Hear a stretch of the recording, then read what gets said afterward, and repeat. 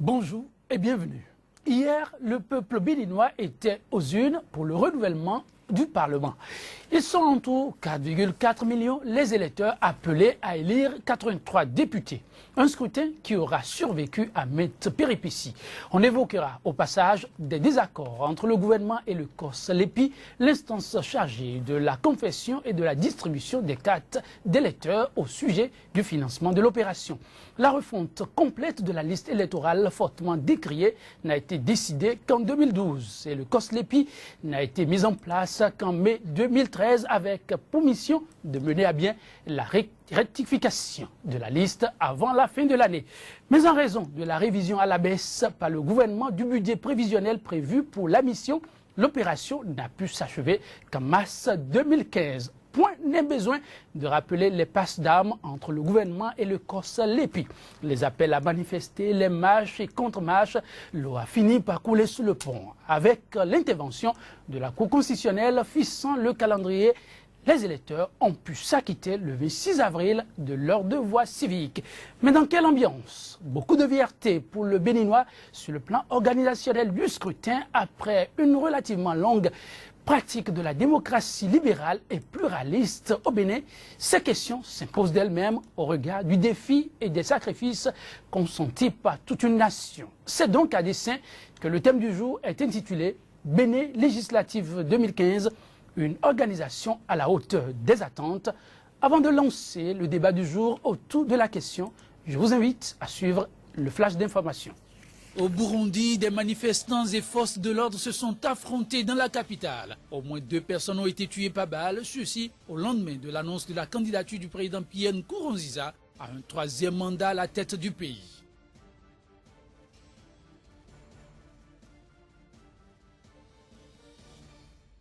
Au sud du Soudan, les belligérants qui s'opposent depuis fin 2013 doivent impérativement parvenir à un compromis. Ceci est une exhortation du commissaire européen à l'aide humanitaire, pointant la difficulté à acheminer l'aide vers les populations. Au Niger, une attaque du groupe islamiste Boko Haram ce week-end aurait coûté la vie à une 50aine de soldats nigériens basés sur l'île de Karanga sur le lac Tchad. Le ministère nigérien de la Défense ne confirme pas ce bilan. Toutefois, l'île serait à nouveau sous contrôle. Bénin législative 2015, une organisation à la hauteur des attentes, c'est le sujet à débattre ce jour pour le compte de ce nouveau numéro de votre magazine Sika Infomag. Et ce sera juste après ceci.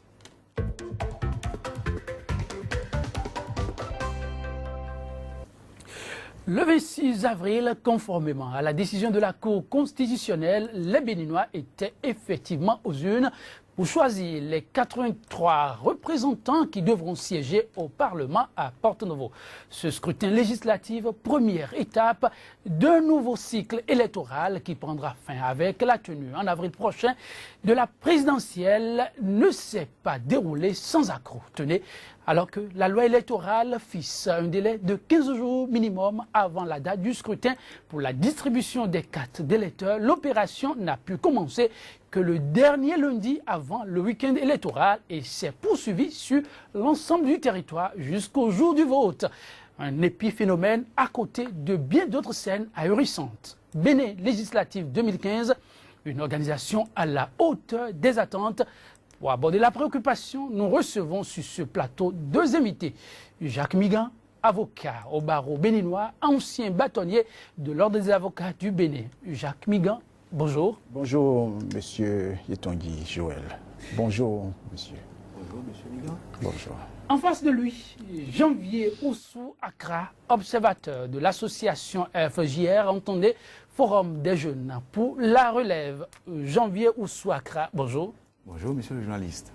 Alors, je reste avec vous. Votre appréciation d'ensemble au sujet du scrutin du 26 avril. Merci, monsieur le journaliste. En fait, il faut dire que, effectivement, nous avions officié en tant qu'observateur pour le compte du FJR, entendez le Forum des jeunes pour la relève, sous l'accréditation de la Sénat. Et il faut dire que, bon, nous pouvons dire déjà que sauf qu'on n'a pas encore les résultats de nos camarades déployés dans le septentrion. Mais globalement, dans le sud, il faut dire que les élections se sont quelque peu bien passées, mis à part quelques impondérables du fait du retard dans le scrutin au niveau de quelques bureaux de vote dans le sud. Les bulletins envoyés, qui des fois sont déchirés, c'est dans le matériel.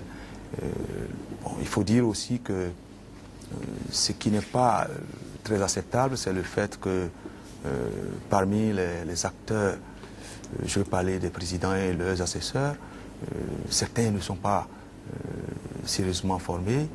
Et nous avions remarqué que là, à ce niveau, pour l'avenir, il va falloir qu'on essaye de mettre un accent sur la formation, ou peut-être proposer, parce que selon ce que nous avions recueilli sur le terrain, c'est que on a pris un nombre déterminé d'éléments, je vais parler des gens, pour les former.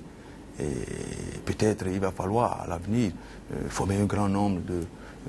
je donne un exemple, si on a besoin d'une centaine de personnes, pourquoi ne pas former 200 personnes et au cas où il y aura des défaillances, rapidement essayer de substituer à ces absents des agents déjà formés.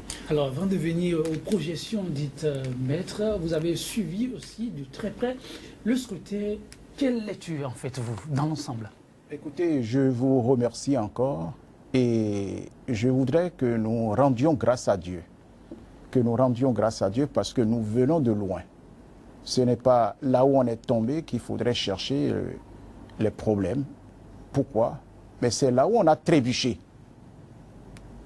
Et là où on a trébuché et comment nous avions fait pour aller aux élections du 26 avril 2015.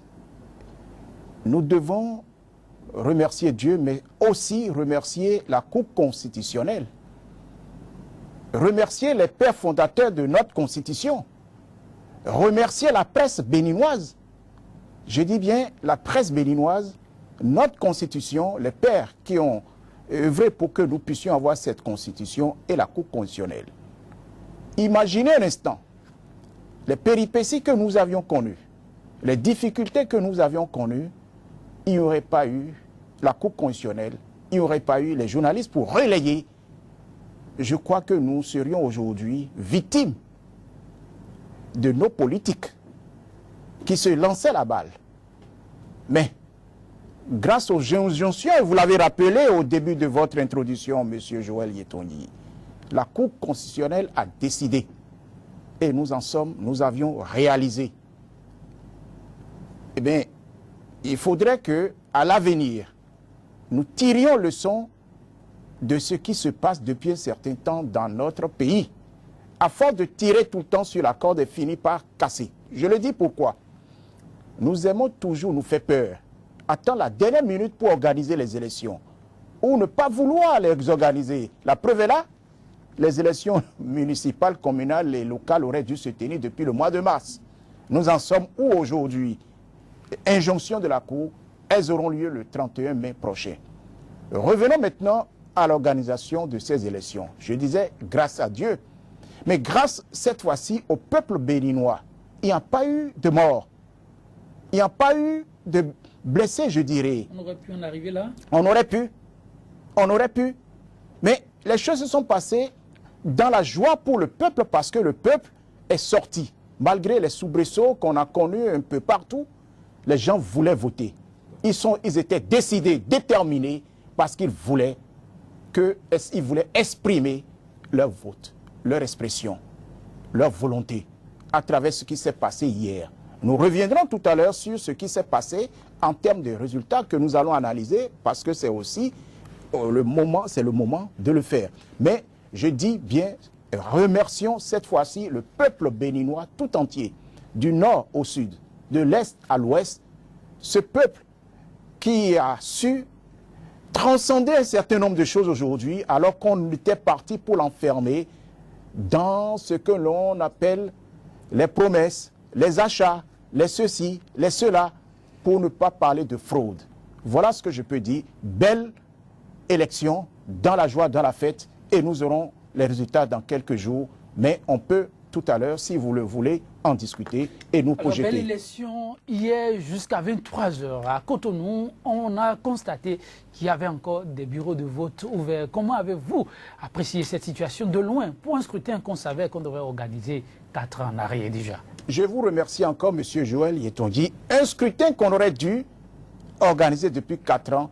Et je le pense et je le dis toujours, lorsque vous terminez les élections, une élection, commencez déjà les préparatifs de la prochaine élection.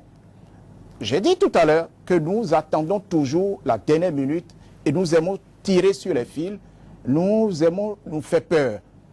Comment peut-on comprendre que des élections programmées pour commencer à 7 h du matin, les dispositions prises pour ce faire, qu'on démarre dans l'après-midi, ce n'est pas normal. Il faudrait que le Béninois sache une chose, il ne faut plus improviser.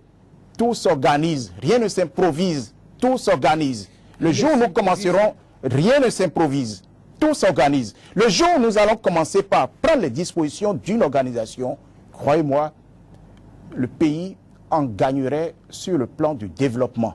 Alors Jacques Akran, comment l'observateur que vous êtes a-t-il vécu cette situation? Jusqu'à 23 h, il y en a qui continuaient par voter. L'observateur était là. Bon, Monsieur Joël, c'est plutôt Janvier Oussouakra, c'est pas Jacques. Oui. J'ai en face de moi Maître Jacques. Oui. Bon, voilà. Bon, écoutez, pour répondre à votre question, il nous a été rapporté que la Sénat a pris des dispositions, surtout pour envoyer le matériel lourd comme, sinon sensible. les matériels lourds comme sensibles, surtout à l'intérieur du pays. Vous voyez. Bon, au lieu de faire, en tout cas, dans la planification, je ne sais pas à qui cela a été confié, il faudrait que les choses soient faites de façon rationnelle. C'est peut-être là que ça n'a pas bien marché. Sinon que si vous essayez de voir à l'intérieur du pays, un peu partout, les gens ont voté. Si vous écoutez, hier par exemple, M. Pascal disait que lui, dans Famin, écoutez, sa vallée natale, il a été voté, il est revenu à Cotonou, et puis il constate qu'il y a des bureaux qui ne sont pas encore ouverts jusqu'à 10 h, 11 h, midi, 3 midi. Là, vraiment, moi je ne sais pas, je ne suis pas dans le secret de la Sénat, et c'est pas pourquoi cela s'est passé, cela s'est produit ainsi. Et comment l'observateur a-t-il accompagné le processus? Oui, nous avions eu, en fait, nous nous rapprochons chaque fois parce qu'il y avait un coordonnateur ou une coordonnatrice des autres. Nous avions leur contact. On essayait à chaque fois de les appeler pour voir ce qui pouvait être fait. C'est comme ça qu'on a pu gérer la chose. Il n'y avait pas de risque de manipulation des bulletins dans cette nuit-là, dans la pénombre, par endroit où il n'y avait pas d'électricité non plus? Oui, ça c'est vrai.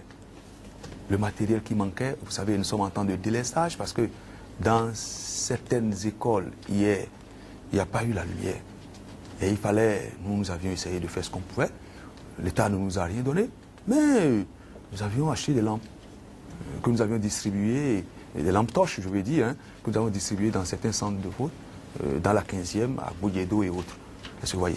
Donc voilà comment le FCR a accompagné les élections législatives d'avril 2015. Donc à ce niveau, il faut dire que, bon, je ne sais pas, j'ai l'impression que le Béninois sait ce qu'il doit faire, mais attend qu'on mette la pression sur lui. Bon, le Béninois sait ce qu'il doit faire, mais attend qu'on lui mette la pression avant de réagir. Et ceci explique un peu ce qu'on a pu noter sur le terrain. Et ce qu'on a pu noter sur le terrain, ça se définit par un certain nombre de phénomènes et dates contraires à l'orthodoxie en matière électorale. On y reviendra plus amplement, ce sera après ceci. Nous allons aborder dans un instant le second quart de ce SICA Infomag. Ce sera en compagnie de Inès Awonsou, une page essentiellement consacrée à l'économie. Suivez plutôt.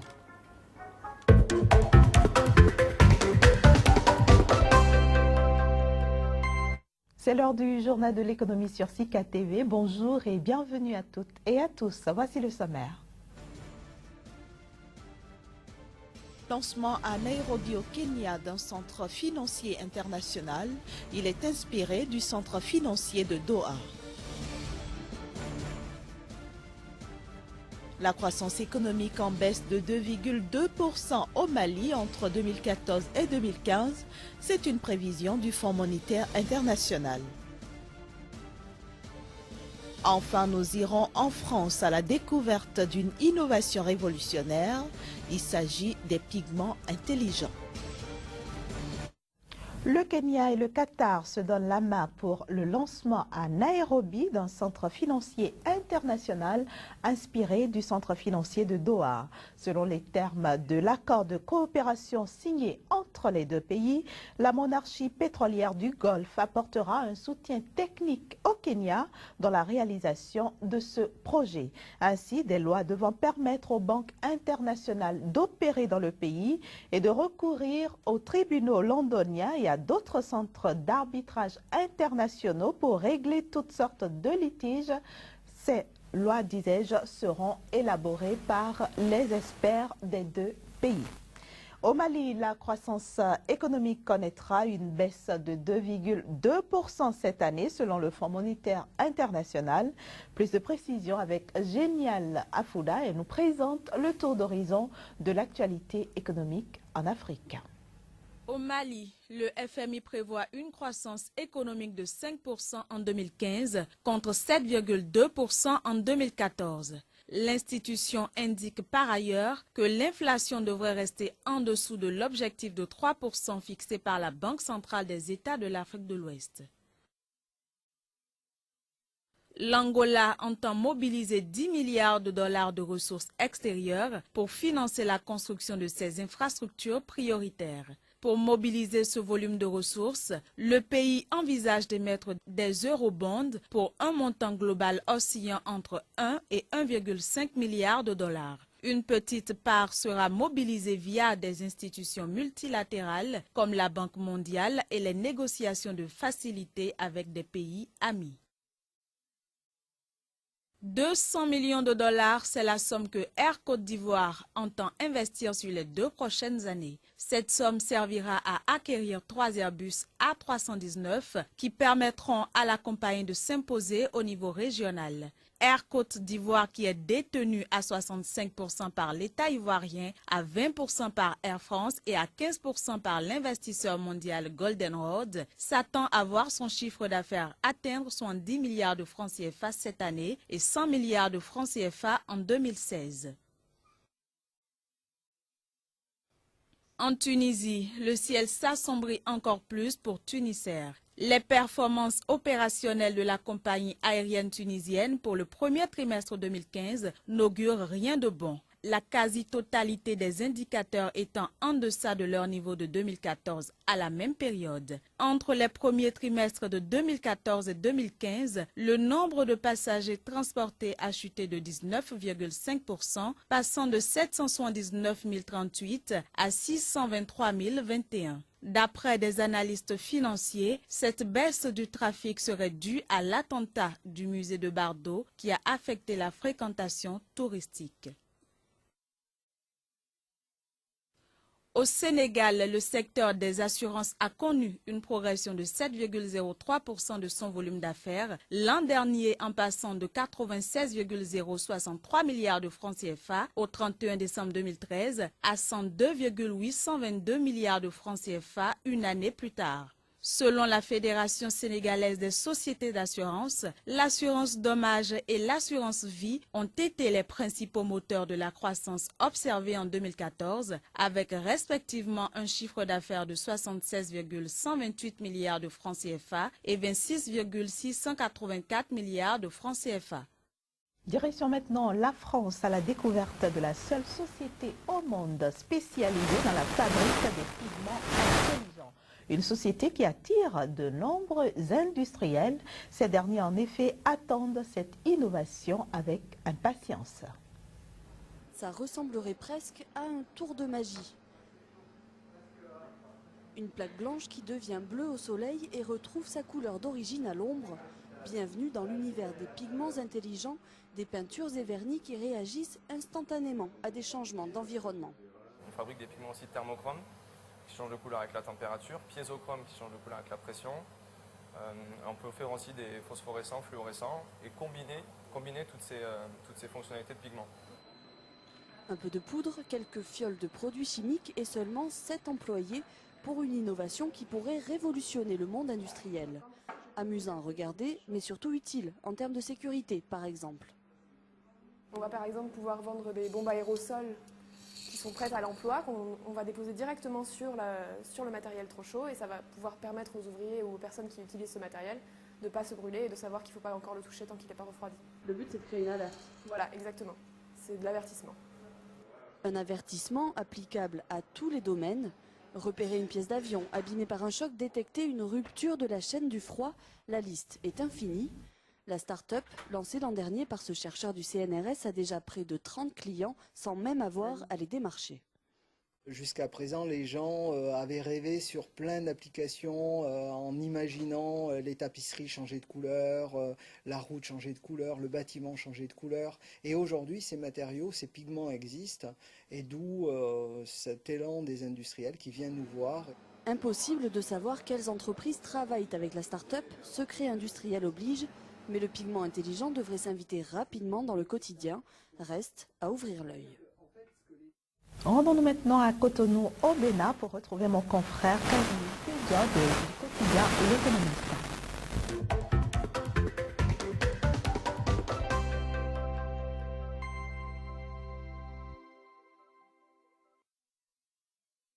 Casimir Pédia, bonjour. Alors, l'Économiste s'est amusé aujourd'hui à mesurer le bonheur dans le monde, et c'est pour nous apprendre que les Béninois ne vivent pas heureux. Pourquoi ?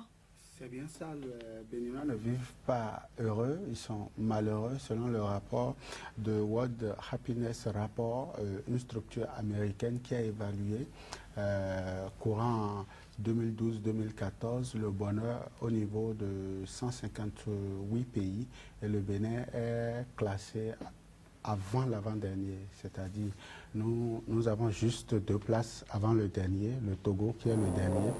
Et donc c'est une situation désespérante, c'est une situation qui vient aujourd'hui apporter de l'eau aux analystes qui pensent que la croissance économique n'est pas forcément synonyme du bonheur de la population, des individus. Alors le rapport s'est appesanti sur plusieurs facteurs que nous allons éplucher tout à l'heure, mais d'ores et déjà, il faut rappeler que le Béninois surtout n'est pas heureux, et cette situation est catastrophique en ce moment à l'ère du 21e siècle, où quand même nous avons certaines opportunités qui puissent nous permettre quand même d'être heureux. Le Béninois n'est pas heureux. Voilà pourquoi le Bénin est classé 155e sur 158 pays au total sur l'indice du bonheur. Alors quels sont les critères sur lesquels cette société se base pour classer les pays ? Il faut dire qu'il y a 2 catégories de critères. Il y a les critères objectifs et il y a les critères subjectifs. Au niveau des critères objectifs, on peut noter le revenu par habitant des populations, des individus, des salariés, de la main-d'œuvre. Donc, et il y a aussi, on peut citer l'accès aux soins, la santé. On peut citer aussi, toujours dans les critères objectifs, on peut citer des facteurs comme les services sociaux. Aujourd'hui, il a été reconnu que le Béninois est mal lésé par rapport à ces services-là. Le Béninois ne vit pas pleinement des fruits de la croissance économique. Les soins de santé, on n'en a pas du tout, parce que bon, c'est seulement une classe d'élite qui ont accès à ces soins de santé-là. Il y a par exemple l'éducation. Le Béninois n'est pas instruit. Il y a l'information. Le Béninois, l'accès à l'information n'est pas chose aisée au Bénin. Et donc forcément, quand vous avez ces facteurs-là qui vont en défaveur à vous, forcément la population ne vit pas heureux. Et mieux, l'Institut est allé au-delà et a compris un certain nombre de critères subjectifs, comme je le disais, tels que le stress. Lorsque vous prenez par exemple le Béninois, il est plus stressé. Tout simplement parce que la population active, qui constitue environ 65% de la population totale, eh bien, aujourd'hui, il est un peu difficile pour un Béninois, puisque c'est le secteur privé qui domine le secteur d'activité, le salaire, le paiement des salaires à la fin du mois, ou un salaire décent, ou bien le panier de la ménagère, c'est des facteurs qui forcément aujourd'hui hantent le quotidien du Béninois et forcément ne lui permettent pas de vivre heureux sur le territoire national. Il y a aussi des facteurs comme par exemple la confiance aux autorités. Aujourd'hui, le Béninois n'a plus confiance à ses autorités. Quand les propos de l'homme politique aujourd'hui est bafoué par le simple individu, tout simplement parce qu'il n'y croit pas. Pour lui, c'est de la politique. Et puis, bon, voilà. Tous ces facteurs-là ont été analysés et aujourd'hui ont été présentés. Et le Bénin est classé, comme vous le disiez tantôt, 155e. Sur 158 pays. Voilà. Et quand nous venons au continent africain, le Bénin est classé 43e sur 45. Alors, le Bénin est-il le seul pays dans cette situation? Je dirais oui, parce qu'après le Bénin, vous voyez le Burundi et puis le Togo. Donc, c'est les deux pays qui... Bon, le Bénin a fait une progression par rapport à ces deux pays. Sinon, le Rwanda, qui est un pays qui est sorti de la guerre, est encore plus heureux que nous.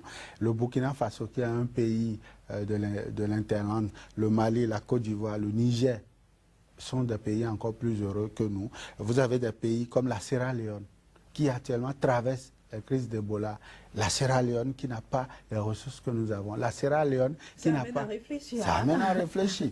Vous avez un pays comme la Libye qui est premier sur le continent. La Libye qui vient de sortir d'une situation de crise est encore plus à l'aise. Et vous comprenez, durant des années, le guide libyen a passé tout son temps à rendre sa population heureuse. Même si sur le plan international, ce personnage n'est pas bien reçu sur le plan international, mais les Libyens reconnaissent quand même qu'il y a un certain nombre de facteurs qui aujourd'hui concourent à leur bonheur. Vous allez dans ce pays, pendant que le guide était aux affaires, c'est un pays par exemple qui offre gratuitement l'accès à l'eau potable à sa population, l'accès aux soins, l'accès par exemple au carburant, tout ça, c'était des conditions meilleures dans ce pays. Donc alors, forcément... Très rapidement, Casimir Pédior, qu'est-ce qu'il faut faire? Qu'est-ce qu'il faut faire? Il faudrait désormais que les politiciens puissent penser la question de la croissance économique et du bien-être de la population. Le panier de la ménagère aujourd'hui au Bénin, ce n'est pas les plus reluisants de l'Afrique, tout simplement parce que ça coûte cher.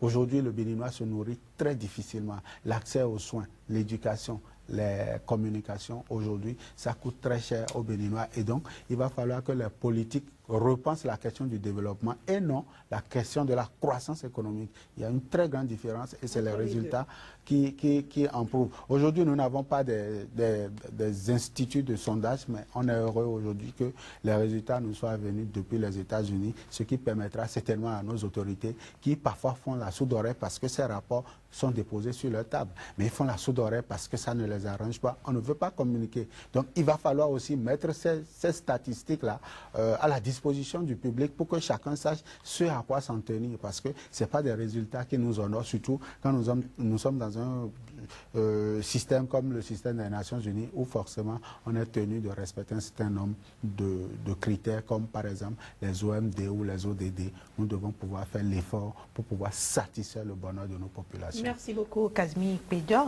parce que nous sommes déjà au terme de cette émission. Merci pour toutes ces précisions. On retient que le Bénin n'est pas un pays heureux, il ne fait pas bon vivre au Bénin. Et le Bénin est donc classé 155e sur 158 pays sur l'indice du bonheur. Voilà, mesdames et messieurs, ce sera tout pour ce journal de l'économie. On se retrouve demain pour une autre édition avec le même plaisir. Au revoir. CK Info Mag se poursuit à présent la troisième partie de votre magazine. Notre débat du jour porte prioritairement sur l'organisation logistique des législatives du 26 avril au Bénin. Les fruits ont-ils vraiment tenu la promesse des fleurs? Des voix autorisées apprécient. La suite du débat du jour, ce sera juste après ce générique.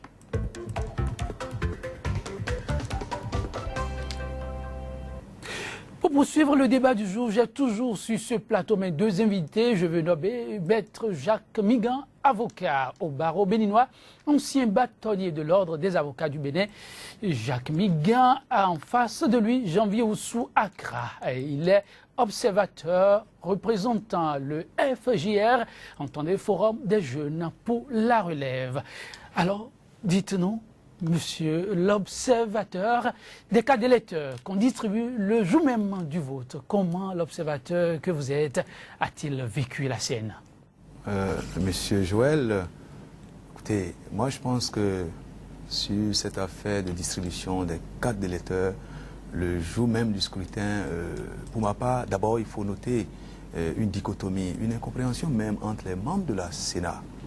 Vous savez que au même moment que cela se passait, semble-t-il, à travers le représentant de la Sénat au niveau du Septentrion qui a ordonné que cela soit fait.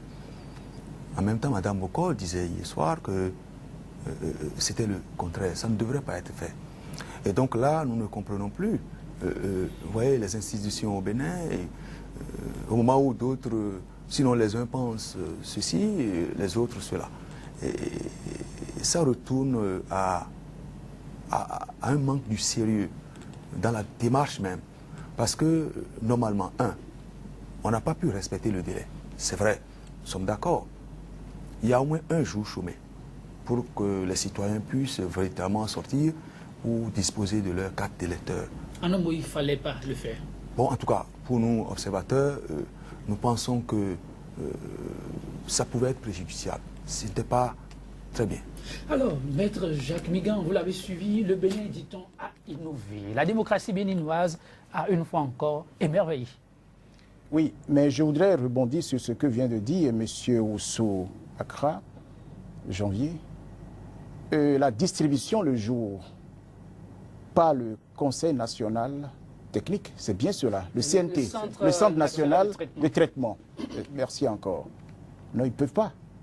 Ils ne peuvent pas parce que nous avons un code... Vous ne pensez pas que c'est une innovation? Non, ce n'est pas une innovation, puisque nous avons un article du code électoral qui est explicite en la matière et qui dit ceci: les cartes d'électeurs non retirées par leur titulaire jusqu'à la fin du délai de distribution sont dénombrées, mises sous scellé et entreposées dans des cantines consignées entre les mains du secrétariat administratif permanent de la Commission électorale nationale. Ce qui veut dire quoi? Vous ne pouvez plus, une fois que c'est entreposé, mise sous scellé, revenir pour les récupérer, les distribuer. C'est une infraction, d'une part. D'autre part, il ne revient pas au CNT de le faire. La loi n'a jamais parlé du CNT. La loi a parlé de la Sénat. Mais nous avions tous entendu, Radio Soleil a eu cette présence d'esprit, vigilance, merci encore, c'est le mot, de demander à ce représentant du CNT à Parakou, est-ce que réellement vous aviez ordonné la distribution le jour du vote des cartes d'électeurs? Il a dit oui. Tout le peuple béninois a entendu.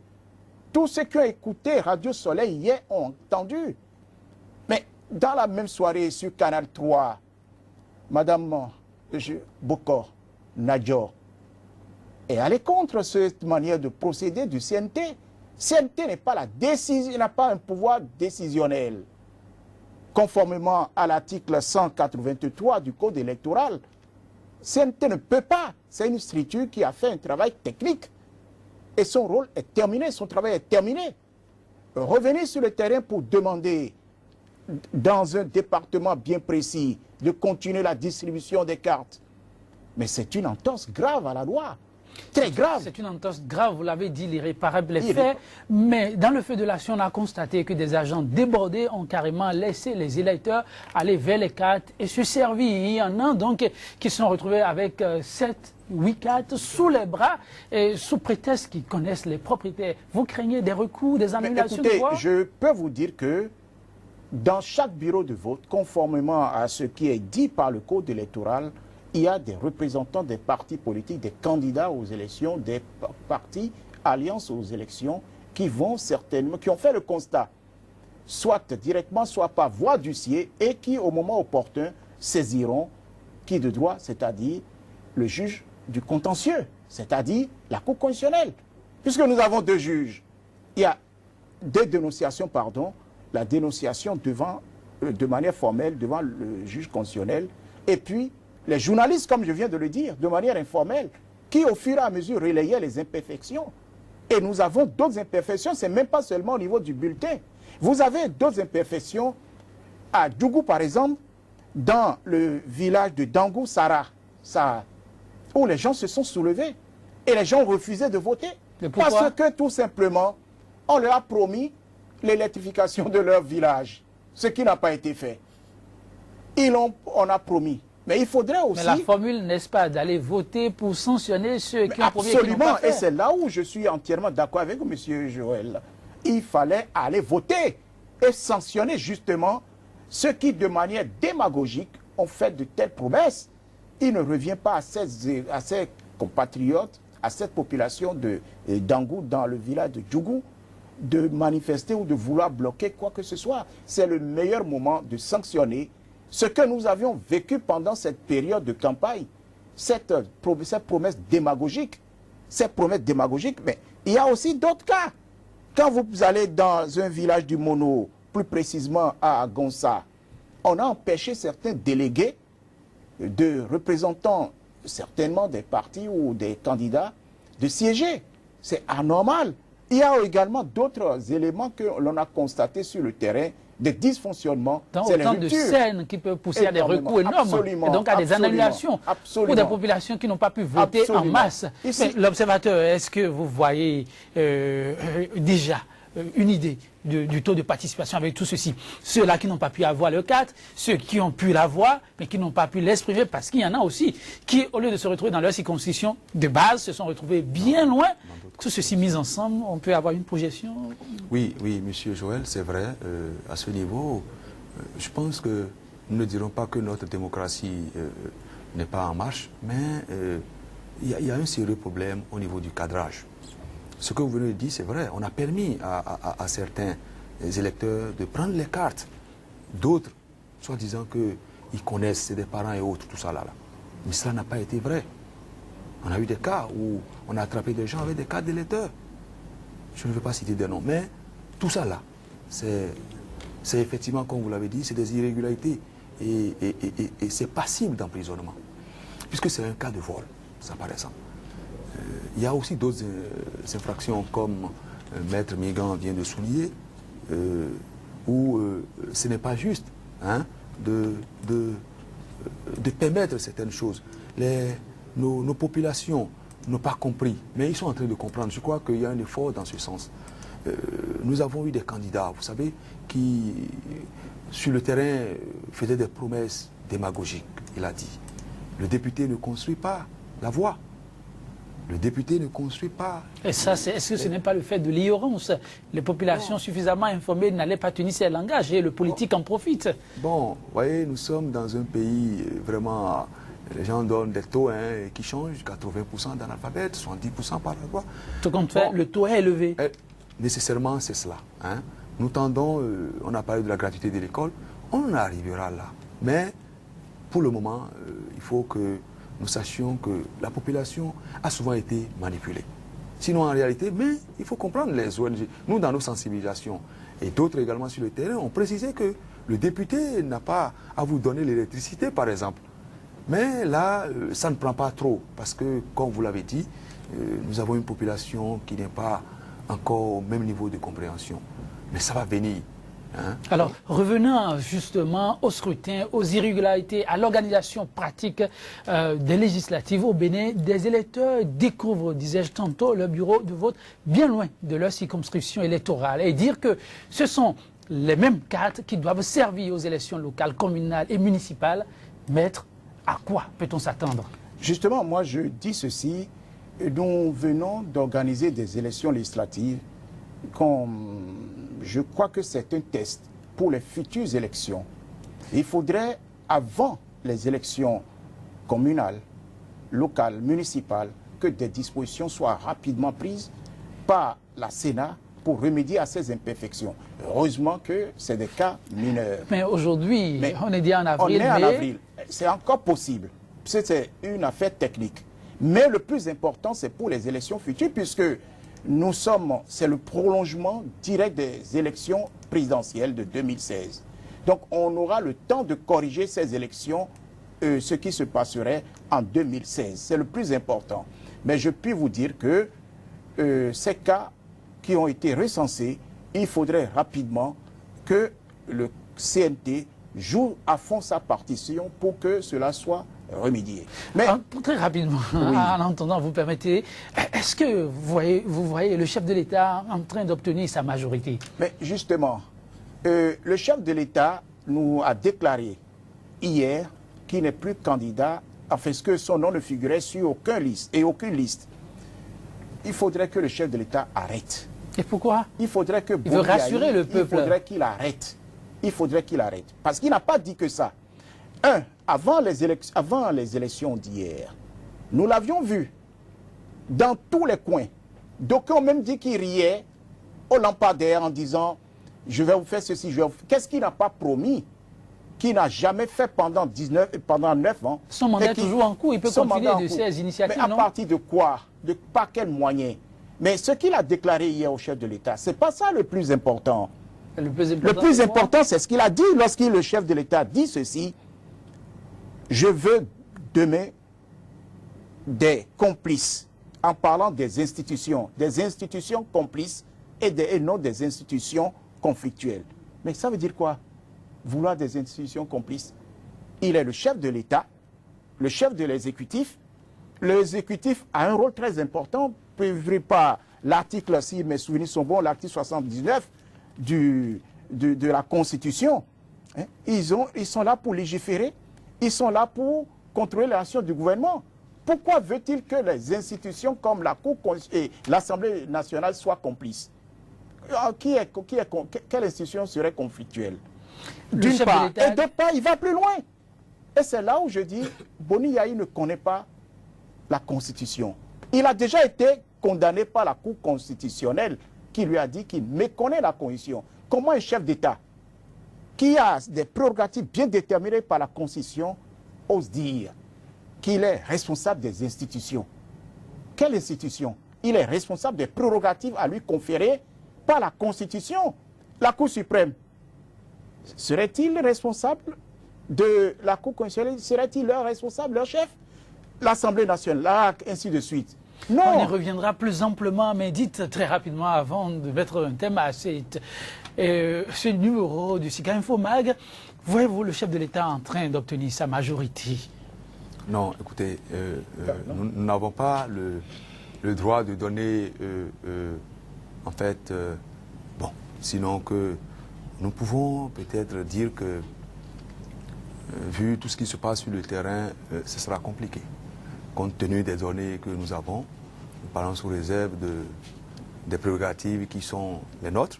Maître Migan, vous voyez ça comment? Non, je crois que ça a été une belle déculottée pour le président Boni Yayi. Une belle raclée et les résultats sont là. Et ce qui est très bien, c'est que, en attendant que la Cour constitutionnelle ne proclame, mais à la base, nous avions sillonné en ce qui concerne en tout cas, depuis les collines jusqu'au sud, mais il faut voir les résultats. Une désillusion. Oh, mais c'est une belle désillusion. Alors, mesdames, messieurs, on aura plus ample précision sur ces résultats et sur cela, sans nul doute, au travers de nos prochaines rencontres. Mais pour l'heure, nous sommes presque à la fin de votre débat de ce jour. Mais avant de partir, je vous invite à suivre cette bande annonce. Mesdames et messieurs, bonjour et bienvenue sur votre premier numéro de SICA Info Mag, un magazine d'information consacré au décryptage de l'actualité politique et socio-économique en Afrique. En 3 quarts d'heure, nous vous proposons les analyses des spécialistes sur les grands faits qui meublent l'actualité sur le continent africain. Au vrai sens du terme, on ne comprend pas. On ne comprend pas. S'il vous plaît, l'exemple, vous me direz que c'est très loin. Beaucoup de barons du PDCI sont bien ancrés dans le système dirigé aujourd'hui par Alassane Ouattara. Puisque au début, il avait annoncé qu'il ne voulait pas de Didier Drogba. Finalement, il est retourné à Londres demander à Didier Drogba de rallier les éléphants. Et ce sont des choses que vous recommandez aux téléspectateurs. Tout à fait. SICA Info Mag, c'est du lundi au vendredi sur SICA TV. Un autre visage de l'actualité en continu sur le continent africain. Jacques Ousouakra, maître Jacques Migan, merci à vous pour la disponibilité. Mesdames, Messieurs, Vous l'avez compris, ce sera tout pour Sika Infomag de ce jour. Mais avant de vous fausser momentanément compagnie, je vous laisse méditer cette citation de James Freeman. La différence entre l'homme politique et l'homme d'État est la suivante. Le premier pense à la prochaine élection, le second à la prochaine génération. Vivement que l'homme politique s'évertue à être la combinaison des deux. Votre mission, retrouvez-la sur notre page Facebook Sika Infomag. Mesdames, Messieurs, à très bientôt pour la compagnie.